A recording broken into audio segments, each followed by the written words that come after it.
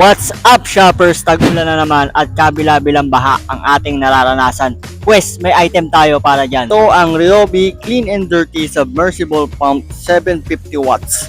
Isang matibay na pampatapon o panglipat ng tubig para sa mga swimming pool, tangke, basag na drainage at syempre sa mga bahaing lugar. Kayang-kaya nito mag-drain ng mga pool na hanggang 7 meters ang lalim or 23 feet. At dahil nga gumagana ito sa malinis at maruming tubig, kaya nito magpalusot ng mga solidong dumi na hanggang 1 inch ang lapad tulad ng mga dahon o bato. Siyempre, available ito sa Australian Surplus na may starting price na 3,500 at with 7 days warranty. Kaya kung bahain ang lugar nyo, sobrang laki ng may tutulong nito. Puntahan na kami sa RMT Industrial Complex, Barangay Tunasan, Muntinlupa City.